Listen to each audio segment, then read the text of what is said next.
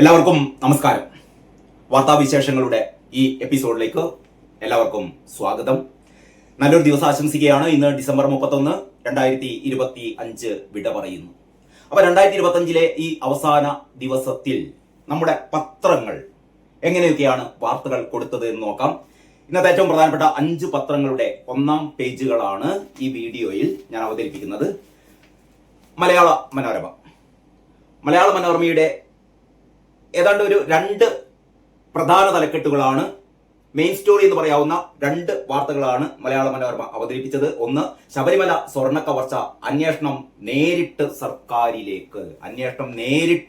സർക്കാരിലേക്ക് വരികയാണ്. നമ്മളൊന്ന് ഓർമ്മിക്കണം, ഈ സ്വർണ്ണക്കൊള്ള, ശബരിമല സ്വർണ്ണക്കൊള്ള പുറത്തു വന്ന ആ ദിവസങ്ങളിൽ സർക്കാർ പറഞ്ഞുകൊണ്ടിരുന്നത് സർക്കാരിന് ഇതിലൊന്നും ഒരു ഇടപാടുമില്ല, സർക്കാർ ഇത് അറിയില്ല, സർക്കാരുമായിട്ട് ഒരു ബന്ധവുമില്ല, ഇത് കുറച്ച് ഉദ്യോഗസ്ഥ തലങ്ങളിൽ നടന്ന ചില ജാഗ്രതക്കുറവാണ്, ചില പാളിച്ചയാണ് എന്ന് പറഞ്ഞുകൊണ്ടിരുന്ന സർക്കാരിലേക്ക് അന്വേഷണം എത്തുകയാണെന്നുള്ളതാണ് ഇന്നത്തെ ഏറ്റവും പ്രധാനപ്പെട്ട വാർത്ത. കടകംപള്ളിയെ, മുൻ മന്ത്രി, സംസ്ഥാന സമിതി അംഗമാണ്, CPM സംസ്ഥാന സമിതി അംഗം കൂടിയായ കടകംപള്ളിയെ ചോദ്യം ചെയ്തിരിക്കുന്നു. വെറുതെ ഒരാളെ ചോദ്യം ചെയ്യില്ല, കടകംപള്ളിയെ ചോദ്യം ചെയ്തിരിക്കുന്നു. യഥാർത്ഥത്തിൽ ഇത് തദ്ദേശ തെരഞ്ഞെടുപ്പിന് മുമ്പേ ചോദ്യം ചെയ്യേണ്ടതായിരുന്നു. പക്ഷേ VD സതീശൻ നേരത്തെ പറഞ്ഞ പോലെ സംസ്ഥാന സർക്കാർ, സംസ്ഥാന ആഭ്യന്തര വകുപ്പ്, ഹൈക്കോടതി നിയോഗിച്ച ഈ SITA സ്പെഷ്യൽ ഇൻവെസ്റ്റിഗേഷൻ ടീമിനെ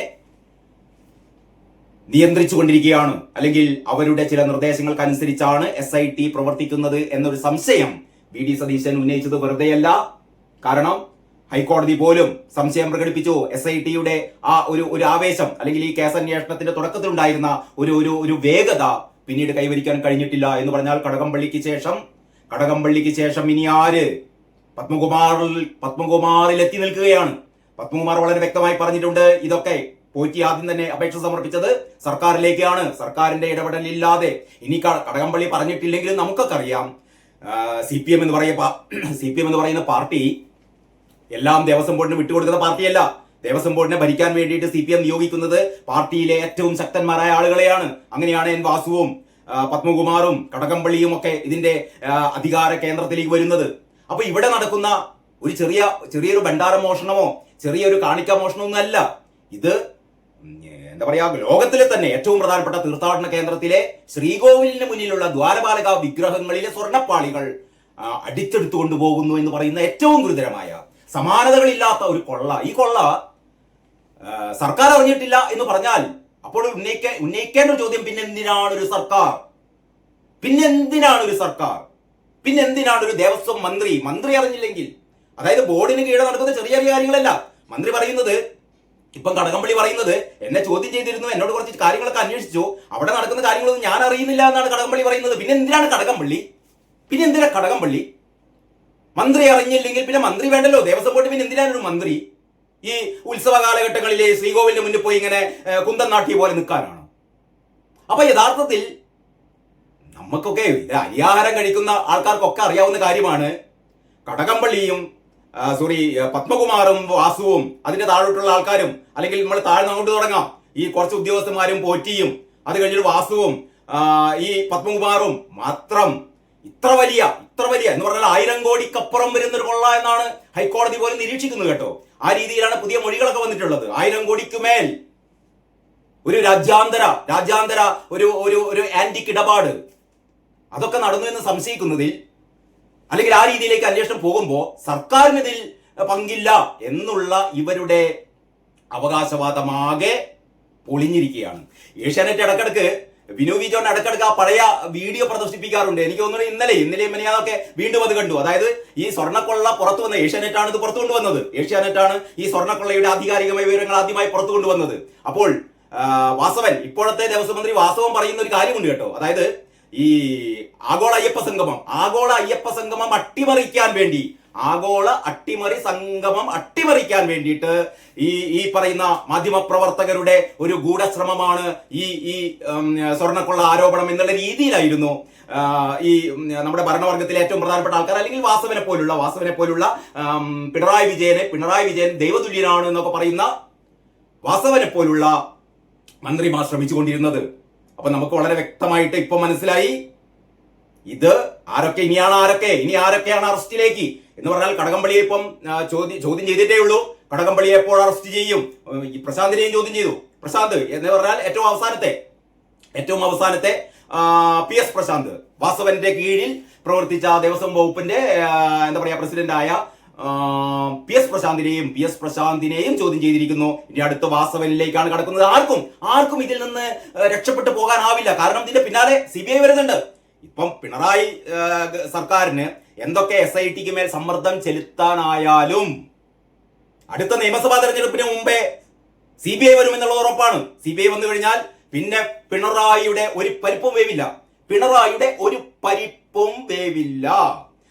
അപ്പോൾ അറസ്റ്റ് കടകംപള്ളിയിലേക്ക് നീങ്ങും, പ്രശാന്തിലേക്ക് നീങ്ങും, വാസവനിലേക്ക് നീങ്ങും. പിന്നെ ചുരുക്കി പറഞ്ഞാൽ ഞാൻ കഴിഞ്ഞ വീഡിയോ പറഞ്ഞ പോലെ ഒരു 10 സീറ്റ് 2026 തിരഞ്ഞെടുപ്പിൽ ഒരു 10 സീറ്റ് CPMന് കിട്ടിയാൽ ഭാഗ്യം, അത്രേ പറയാനുള്ളൂ. മലയാള മനോരമയുടെ തലക്കെട്ട് ചോദ്യമുനയിൽ കടകംപള്ളിയും എന്നുള്ളത് വളരെ പ്ലെയിൻ ആയിട്ടുള്ള തലക്കെട്ടാണ്. ചോദ്യമുനയിൽ കടകംപള്ളിയും. 3 ദിവസം മുമ്പ് നടന്ന ചോദ്യം ചെയ്യൽ രഹസ്യമാക്കി വെച്ചു. കടകംപള്ളിയെ ചോദ്യം ചെയ്ത് ഇവരെല്ലാവരും രഹസ്യമാക്കി വെച്ചു. പക്ഷേ ആ വാർത്ത പുറത്തായി. മുൻ ദേവസ്വം ബോർഡ് പ്രസിഡന്റ് PS പ്രശാന്തിനെയും ചോദ്യം ചെയ്തു. കടകംപള്ളി പറയുന്ന ഒരു കാര്യമുണ്ട്. 2019 ദേവസ്വം മന്ത്രി എന്ന നിലയിൽ എനിക്ക് പറയാനുള്ള കാര്യങ്ങൾ അവർ ചോദിച്ചു, ഞാനത് പറഞ്ഞു. അനാവശ്യമായ ഒരു കാര്യത്തിനും ഞാൻ കൂട്ടുനിന്നിട്ടില്ല എന്ന് പറയുന്നത്. അനാവശ്യമായ ഒരു കാര്യത്തിനും ഞാൻ കൂട്ടുനിന്നിട്ടില്ല എന്നാണ് കടകംപള്ളി പറയുന്നത്. മറ്റത് കടകംപള്ളിയുടെ ആവശ്യമായിരിക്കും. സ്വർണ്ണക്കൊള്ളയിൽ പങ്കുപറ്റുക എന്നുള്ളത് കടകംപള്ളിയുടെ ആവശ്യമായ പിന്നെ അനാവശ്യമല്ലല്ലോ. എന്താ ചെയ്യുക? ഏതായാലും കടകംപള്ളി സുരേന്ദ്രന്റെയും PS പ്രശാന്തിന്റെയും ഒക്കെ പടം സഹിതമാണ് ആ വാർത്ത കൊടുത്തത്. മറ്റൊന്ന് എനിക്ക് തോന്നുന്നത് അതിനേക്കാൾ പ്രധാനപ്പെട്ട വാർത്തയാണ് ഈ വലതുഭാഗത്തുള്ള CPI സംസ്ഥാന കൗൺസിലിൽ മുഖ്യമന്ത്രി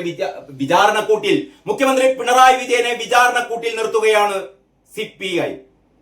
CPIക്ക് ഇതിനൊക്കെ കഴിയുമോ എന്ന് പലരും ചോദിച്ചേക്കാം. പക്ഷേ CPI പലപ്പോഴും ഇത്തരത്തിലുള്ള എതിർ ശബ്ദങ്ങൾ അല്ലെങ്കിൽ പ്രതിരോധ ശ്രമങ്ങൾ CPI ശ്രമിച്ചിട്ടുണ്ട്. PM ശ്രീ വിവാദത്തിലൊക്കെ നമ്മൾ കണ്ടതാണല്ലോ. എന്തൊക്കെയാണെങ്കിലും CPI അതീവ ദുർബലമാണെങ്കിലും ഏറ്റവും വലിയ പേടിത്തൊണ്ടനാണ് ബിനോയ് വിശ്വമെങ്കിലും പറയേണ്ട കാര്യങ്ങൾ പറയാൻ ശ്രമിക്കാറുണ്ട് CPI. അതിന്റെ ഏറ്റവും ഒടുവിലത്തെ ഉദാഹരണമാണ് CPI സംസ്ഥാന കൗൺസിലിൽ മുഖ്യമന്ത്രി വിചാരണക്കൂട്ടിൽ. നിങ്ങൾ ആലോചിച്ച് നോക്കണം, മുഖ്യമന്ത്രി പിണറായി വിജയനെ വിചാരണക്കൂട്ടിൽ നിർത്തുകയാണ് LDFിലെ ഏറ്റവും പ്രധാനപ്പെട്ട പാർട്ടിയായ CPI. CPM കഴിഞ്ഞാൽ തൊട്ടടുത്ത സ്ഥാനമുള്ള CPI വല്യേട്ടന്റെ നേതാവായ കാരണഭൂതത്തെ വിചാരണക്കൂട്ടിൽ നിർത്തുന്നു. ഇയാളെ വിചാരണ ചെയ്യേണ്ടതാണ്. എന്തുകൊണ്ട് തോറ്റു, എന്തുകൊണ്ട് തദ്ദേശ തിരഞ്ഞെടുപ്പിൽ തോറ്റു എന്നുള്ളതിന് ഒറ്റ ഉത്തരമേയുള്ളൂ. പിണറായിയുടെ തോന്നിയാസം കൊണ്ട്. അതാ പറയുന്നത്, പിണറായിയുടെ തോന്നിയാസം കൊണ്ടാണ് തോറ്റത്. ഇനി ഒരുപാട് അന്വേഷണങ്ങളോ ഒരുപാട് ഇത്തരത്തിലുള്ള ചർച്ചകളൊന്നും നടത്തേണ്ട കാര്യമില്ല. ഇത് ജനങ്ങൾക്ക് ആകെ അറിയുന്ന കാര്യമാണ്. CPIക്കും ഇപ്പോൾ അറിഞ്ഞിരിക്കുന്നു, CPIയും അറിഞ്ഞിരിക്കുന്നു. ആ വാർത്ത എങ്ങനെയാണെന്നറിയോ? തിരുത്തില്ലെങ്കിൽ മാറ്റി നിർത്തുക എന്നാ പറയുന്നത്. തിരുത്തുന്ന പരിപാടിയൊന്നും ഇല്ല, നമുക്കറിയാം. ഗോവിന്ദൻ പറഞ്ഞു ഒരു തരത്തിലുള്ള ഭരണവിരുദ്ധ വികാരവുമില്ല, ജനങ്ങൾ വോട്ട് കുത്തിയപ്പോൾ മാറിപ്പോയതാണ് എന്നുള്ള രീതിയിലാണ് അപ്പം ഗോവിന്ദൻ പറഞ്ഞത്. അപ്പോൾ CPI പറയുന്നു, ഒന്നുകിൽ തിരുത്തില്ലെങ്കിൽ മാറ്റി നിർത്തുക, കടക്കപ്പുറത്ത് എന്ന് പറയണം. ആരോട്? കാരണഭൂതത്തോട് എന്ന് CPIക്കാർ പറയുകയാണ് കേട്ടോ. CPMന് പറയാനാകില്ലെങ്കിൽ CPI പറയണമെന്ന് പറയും. ഇത് CPMമാർക്ക് പറയാൻ ഞാൻ കഴിഞ്ഞ വീഡിയോയിൽ പറഞ്ഞു. ഇത് CPMലെ ആൾക്കാർക്കൊക്കെ അറിയാം. താഴെത്തട്ടിലുള്ള നേതാക്കന്മാർക്ക് മുതൽ മുകൾ തട്ടിലുള്ള പല നേതാക്കന്മാർക്കും അറിയാം. പിണറായി വിജയന്റെ തോന്നിയാസം കൊണ്ടാണ് പാർട്ടി ഈ രീതിയിൽ പാർട്ടി ഇങ്ങനെ തകർന്ന് വീഴുന്നത്. പിണറായി വിജയൻ എന്ന് പറയുന്ന ഒരൊറ്റ പിടിവാശിക്കാരന്റെ ഒരൊറ്റ ധൂർത്തന്റെ നെറികേടുകൾ കൊണ്ടാണ് പാർട്ടി ഈ വിധം തകർന്നടിയുന്നത് എന്ന് CPMലെ തന്നെ ആൾക്കാർക്കറിയാം. പക്ഷെ പേടി, പിണറായി പൂച്ചക്ക് ആര് മണി കെട്ടും? പിണറായി പൂച്ചക്ക് ആരും മണി കിട്ടും എന്നുള്ളതാണ് ചോദ്യം. അപ്പം CPMകാർക്ക് പേടിയാണെങ്കിൽ ഞങ്ങൾ പറയാം. CPI പറയാണ്, ഞങ്ങൾ പറയാം. PM ശ്രീ വിവാദത്തിൽ പറഞ്ഞല്ലോ അതുപോലെ ഞങ്ങൾ പറയും, കടക്കുപുറത്ത് വിജയ എന്ന് CPI പറയുമെന്നാണ് കൗൺസിൽ പറയുന്നത്. ഇനി വാർത്ത. മുഖ്യമന്ത്രി പിണറായി വിജയന്റെ ഏകാധിപത്യ ശൈലി അദ്ദേഹമോ പാർട്ടിയോ തിരുത്തണം. അത് സാധിക്കുന്നില്ല എങ്കിൽ നിയമസഭാ തിരഞ്ഞെടുപ്പിൽ പിണറായി മാറി നിൽക്കുന്നതാകും നല്ലത്. അപ്പം നിയമസഭാ തിരഞ്ഞെടുപ്പിൽ പിണറായി വേണ്ട, പിണറായിയുടെ ചിത്രങ്ങൾ പോസ്റ്ററുകളിൽ വേണ്ട, പിണറായി പ്രചാരണത്തിന് ഇറങ്ങിയാൽ ഇതിനേക്കാൾ വലിയ പരാജയമായിരിക്കും സംഭവിക്കുക എന്നുള്ളത് ഇടതുപക്ഷത്തെ ഏറ്റവും പ്രധാനപ്പെട്ട പാർട്ടി പറയുകയാണ്. നാണമുണ്ടോ സഖാക്കളെ? എന്ന് പിടിച്ച് പുറത്താക്കേണ്ടതാണ് അയാളെ. എന്തിന് നിങ്ങളുടെ പാർട്ടിയെ അല്ലെ CPM എന്ന് പറഞ്ഞാൽ നമ്മുടെ ചോരങ്ങനെ തുടിക്കും എന്ന് പറഞ്ഞാൽ ആ രീതിയിൽ CPM-നെ സ്നേഹിക്കുന്ന, കമ്മ്യൂണിസ്റ്റ് പാർട്ടിയെ സ്നേഹിക്കുന്ന ഒരുപാട് ജനങ്ങൾ ഉള്ള നാടാണ് കേരളം. അവിടെയാണ് ഈ പാർട്ടിയെ കൊള്ളമാക്കിയിട്ട് ഈ പാർട്ടിയെ തന്റെ കുടുംബത്തിന് വേണ്ടിയിട്ട്, തന്റെ മരുമകന് വേണ്ടിയിട്ട്, തന്റെ മകൾക്ക് വേണ്ടിയിട്ട്, തന്റെ മകന് വേണ്ടിയിട്ട്, തന്റെ കുടുംബത്തിന് വേണ്ടി കോടികൾ ഉണ്ടാക്കാൻ വഴിവിട്ട വഴിക്ക് മാസപ്പടിയായിട്ടും അതല്ലാതെയും എല്ലാ തരത്തിലുള്ള അഴിമതികളും നടത്തിയ ഒരു മുഖ്യമന്ത്രി അല്ലേ? എന്തിനു സംരക്ഷിക്കണം അയാളെ? എന്തിനു സംരക്ഷിക്കണം? ആർക്കു വേണ്ടി? പലരും പറയുന്നത് അയാൾ പോയാൽ പിന്നെ പകരം ആളില്ല എന്നാണ്. അത് ശരിയാണ്. CPM-ല് പിണറായി വിജയൻ പോയാൽ പകരമാര് ഇങ്ങനെ ഗതികെട്ടൊരു പാർട്ടി ലോകത്തുണ്ടാവില്ല കേട്ടോ. പകരമാരാണ് അപ്പം ഗോവിന്ദനാണ് വരാൻ പോകുന്നത്. പിന്നെ ആര്? ഒരു നേതാവുമില്ല. പിണറായി വിജയന് കണ്ണുരുട്ടി പേടിപ്പിക്കാൻ അറിയുന്ന ഒരു നേതാവിന് എങ്ങനെ എല്ലാ കാലവും ഒരു പാർട്ടിയെ മുന്നോട്ട് നയിക്കാൻ പറ്റില്ല. അപ്പൊ ഇവര് പിണറായി വിജയനെ മാറ്റിയാൽ അടുത്തത് ആര് എന്നുള്ളൊരു ചോദ്യം ഏറ്റവും പ്രസക്തമാണ് കേട്ടോ. അത് തന്നെയാണ് ഇപ്പം കോൺഗ്രസിനെ സംബന്ധിച്ചിടത്തോളം കുറ്റപ്പെടുത്തുന്നുണ്ടല്ലോ. മുഖ്യമന്ത്രിയാവാൻ 4 പേർ 5 പേർ. അതെ, കോൺഗ്രസില് VD സതീശന്റെ അത്ര തന്നെ അല്ലെങ്കിൽ അതിനേക്കാൾ പ്രാഗൽഭ്യമുള്ള ആളാണ് രമേശ് ചെന്നിത്തല എന്ന് പറയുന്നവരുണ്ട്. K സുധാകരൻ അതിനേക്കാൾ മികച്ച ആളാണെന്ന് പറയുന്നവരുണ്ട്. KC വേണുഗോപാൽ, ശശി തരൂർ, പറയാൻ ഒരുപാട് നേതാക്കളുണ്ട് അവരുടെ കൂട്ടത്തിൽ. CPM-ൽ ആരാളുള്ളത്? പിണറായി കഴിഞ്ഞ പിന്നെ ആരുമില്ല. അതാണ് CPM സർവനാശത്തിലേക്ക് അടുക്കുന്നു എന്ന് പറയാനുള്ള ഏറ്റവും പ്രധാനപ്പെട്ട കാരണം. അപ്പൊ CPI-ക്കാർ പറയുകയാണ്, പിണറായിയുടെ ശൈലിക്കെതിരെ രൂക്ഷ വിമർശനമാണ് ഉണ്ടായത്. പിണറായി വെള്ളാപ്പള്ളി സഖ്യം ന്യൂനപക്ഷത്തെ അകറ്റി. അപ്പൊ ന്യൂനപക്ഷത്തെ അകറ്റിയത് പിണറായി സ്വന്തം കാറിൽ അല്ലെ, സ്റ്റേറ്റ് കാറിൽ വെള്ളാപ്പള്ളിയെയും കൊണ്ട് വരികയാണ്. അതോടുകൂടി ന്യൂനപക്ഷങ്ങൾക്ക് വളരെ വ്യക്തമായി മനസ്സിലായി ഈ മനുഷ്യൻ ന്യൂനപക്ഷങ്ങളുടെ കൂടെയല്ല. ഭൂരിപക്ഷങ്ങൾക്ക് നേരത്തെ മനസ്സിലായി ഈ അയ്യപ്പ സംഗമം മഹാ തട്ടിപ്പാണ് എന്നും വിശ്വാസ വിരുദ്ധരാണ് അല്ലെങ്കിൽ ആചാര വിരുദ്ധരാണ് CPM എന്നും ഹൈന്ദവ വിശ്വാസികൾക്ക് നേരത്തെ അറിയപ്പെടുക. ഭഗവാന്റെ സ്വർണം കട്ടുകൊണ്ടുപോയവർക്ക് വോട്ടില്ല എന്ന് കേരളത്തിലെ വിശ്വാസികൾ ഒന്നടങ്കം തീരുമാനമെടുത്തതാണ്. പിണറായിയുടെ ശൈലിക്കെതിരെ രൂക്ഷ വിമർശനമാണ് ഉണ്ടായത്. ഭൂരിപക്ഷ വോട്ട് കിട്ടുമെന്ന് വിചാരിച്ചാകും രണ്ടുപേരും കൂടി ഇതെല്ലാം ചെയ്തത്. അതൊട്ട് കിട്ടിയതുമില്ല.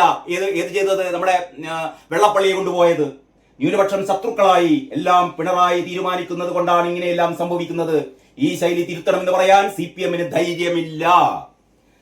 അവർക്ക് സാധിക്കുന്നില്ലെങ്കിൽ CPI എങ്കിലും ചെയ്യണം. കൗൺസിലിൽ ഉയർന്ന ഈ ആവശ്യം എങ്ങനെ നടപ്പാക്കാൻ സാധിക്കുമെന്ന മറുചോദ്യമാണ് മറുപടിയിൽ സെക്രട്ടറി ബിനോയ് വിശ്വം ഉന്നയിച്ചത്. അപ്പം ബിനോയ് വിശ്വം പറയാണ്, സംഗതിയൊക്കെ ശരിയല്ലേ, പക്ഷെ എങ്ങനെയാണ്? അവർക്ക് CPM-മാർക്ക് ധൈര്യമില്ല. നമ്മളാണ് ചോദിക്കേണ്ടത്. CPI ചോദിക്കണം. പക്ഷെ എങ്ങനെ ചോദിക്കണം? പിണറായി വിജയനെ മുന്നിലെത്തിയാൽ മുട്ടിടിക്കുന്നു. പിണറായി വിജയൻ രൂക്ഷമായി നോക്കുമ്പോൾ മുള്ളിപ്പോകുന്നു. പിന്നെ എങ്ങനെയാണ് സഖാക്കളെ നമ്മൾ ചോദിക്കുക എന്നാണ് പാവം ബിനോയ് വിശ്വം പറയുന്നത്.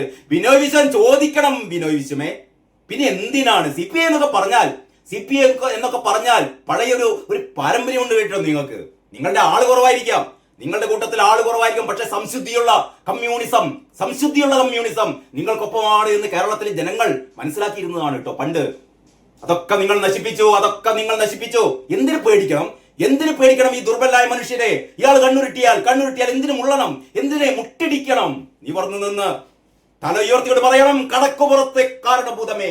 അങ്ങനെ ബിനോയ് വിശ്വം പറഞ്ഞാൽ ബിനോയ് വിശ്വത്തെ നെഞ്ചേറ്റും ഇവിടുത്തെ ജനങ്ങൾ കേട്ടോ. അപ്പൊ ബിനോയ് വിശ്വം ഇങ്ങനെ പേടിച്ചിരിക്കേണ്ട കാര്യമില്ല. ഇവിടെ വന്ന വിമർശനങ്ങൾ പലതും ശരിയാണ്. ബിനോയ് പറയാണ്, വിമർശനങ്ങൾ പലതും ശരിയാണ്. പക്ഷേ മുഖ്യമന്ത്രിക്ക് എന്തെങ്കിലും പോരായ്മ ഉണ്ടെങ്കിൽ അത് തിരുത്തേണ്ടത് അദ്ദേഹത്തിന്റെ പാർട്ടിയാണ്. തിരുത്തേണ്ടത് നമ്മളല്ല, അദ്ദേഹത്തിന്റെ പാർട്ടിയാണ്. CPI-ക്ക് എങ്ങനെ അത് പറയാൻ കഴിയും? ബിനോയ് ചോദിച്ചു. അപ്പൊ ബിനോയ് ചോദിക്കുകയാണ്, എങ്ങനെയാണ് CPI-ക്ക് അത് പറയാൻ കഴിയുക? അപ്പൊ ചുരുക്കി പറഞ്ഞാൽ CPI-യും ചോദിക്കില്ല. അപ്പൊ CPM-ഉം ചോദിക്കില്ല, CPI-യും ചോദിക്കുന്നില്ല. അപ്പൊ എന്താ സംഭവിക്കാൻ പോകുന്നത്?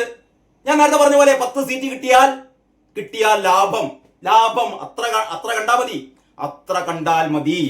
അപ്പൊ ഇതാണ് മലയാള മനോരമയിലെ ഏറ്റവും പ്രധാനപ്പെട്ട 2 വാർത്തകൾ. പിന്നെ ഏറ്റവും പ്രധാനപ്പെട്ട മറ്റൊരു വാർത്ത കൂടിയുണ്ട്. സമ്പദ് വ്യവസ്ഥ ജപ്പാനെ മറികടന്ന് ഇന്ത്യ. നരേന്ദ്രമോദിയെയും BJP-യെയും ഇങ്ങനെ എല്ലാ ദിവസവും വിമർശിച്ചു കൊണ്ടിരിക്കുന്നവർക്കുള്ള ഒരു ചുട്ട മറുപടിയാണ് ഇന്ത്യയുടെ വികസനം. ലോകത്ത് 4ാമത് GDP 4.18 ലക്ഷം കോടി ഡോളർ. ജപ്പാനെ മറികടന്ന് ഇന്ത്യ ലോകത്തെ ഏറ്റവും വലിയ 4ാമത്തെ സമ്പദ് വ്യവസ്ഥയായി മാറിയതായി കേന്ദ്ര സർക്കാർ അറിയിച്ചു എന്ന് പറയുന്ന നമ്മുടെ രാജ്യം ഇങ്ങനെ വികസന കുതിപ്പിലാണ്. കേരളം ഇങ്ങനെ താഴോട്ട് കേരളത്തെ പിടിച്ചു താഴ്ത്തുകയാണ്, അറബിക്കടലിൽ മുക്കുകയാണ് പിണറായി സർക്കാരെങ്കിൽ മോദി ചെയ്യുന്നത് ഇന്ത്യയെ ഉയർത്തിക്കൊണ്ടുപോവുകയാണ്. അങ്ങനെ ജപ്പാനെയും മറികടക്കുകയാണ് ഇന്ത്യ എന്നുള്ള ഏറ്റവും പ്രധാനപ്പെട്ട വാർത്തയാണ്. സമ്പദ് വ്യവസ്ഥ ജപ്പാനെ മറികടന്ന് ഇന്ത്യ ലോകത്ത് 4ാമത് GDP 4.18 ലക്ഷം കോടി ഡോളർ. പിന്നെ ഖാലിദാസിയ അന്തരിച്ചു എന്നും മോഹൻലാലിന്റെ അമ്മ ശാന്തകുമാരി അന്തരിച്ചു എന്നുള്ള വാർത്തകൾ കൂടി മലയാള മനോരമ കൊടുത്തിട്ടുണ്ട്. പിന്നീട് ഈ ശിവഗിരി തീർത്ഥാടനത്തിന്റെ ഉദ്ഘാടനം സാമൂഹിക പരിഷ്കരണത്തിന് വഴിതെളിയിച്ചത് ഗുരു ഉപരാഷ്ട്രപതി. കടുവയെ തുരത്താൻ മുഖംമൂടി ആക്രമണം എന്ന് പറയുന്ന കൗതുക വാർത്ത കൂടിയുണ്ട്. കടുവ സാധാരണ മനുഷ്യരെ പിന്നിൽ കൂടിയാണ് അത്ര ആക്രമിക്കുക. അപ്പോൾ കടുവ മേഖലകളിലൂടെ കടന്നു പോകുന്ന ആൾക്കാർ പിന്നില് ഒരു മനുഷ്യന്റെ മുഖമുള്ള ഒരു മുഖംമൂടി പിന്നിൽ ധരിച്ചു കഴിഞ്ഞാൽ അപ്പൊ കടുവ നോക്കുമ്പോൾ മുന്നിലും ആള് പിന്നിലും ആള്, അപ്പൊ കടുവ ആക്രമിക്കില്ല എന്നുള്ളതാണ് പുതിയൊരു കണ്ടെത്തൽ. വിജയിക്കില്ല എന്നുള്ളത് പടച്ച തമ്പുരാൻ അറിയാം. അപ്പൊ അങ്ങനെയുള്ള പരീക്ഷണത്തിന് കൂടി സർക്കാർ സന്നദ്ധമാവുകയാണ് എന്ന് പറയുന്ന ഷിൻഡോ ജോസഫിന്റെ സ്റ്റോറിയാണ്. മനുഷ്യ മുഖമുള്ള മുഖംമൂടി തലയ്ക്ക് പിന്നിൽ ധരിച്ച് കടുവയുടെ ആക്രമണം തടയുന്ന കർണാടക ബംഗാൾ മാതൃക നടപ്പാക്കാനാണ് നിർദ്ദേശം. കർണാടകയും ബംഗാളിലൊക്കെ നടപ്പാക്കിയതാണത്രേ. അപ്പോൾ മലയാള മനോരമയിലെ ഏറ്റവും പ്രധാനപ്പെട്ട 1ാം പേജിലെ വാർത്തകളാണ് നമ്മൾ സംസാരിച്ചത്. ബാക്കി മറ്റു പത്രങ്ങളിലെ കാര്യങ്ങൾ നമ്മൾ അടുത്ത വീഡിയോയിൽ നമുക്ക് ചർച്ച ചെയ്യാം. അതുവരെ എല്ലാവർക്കും നന്ദി, നമസ്കാരം.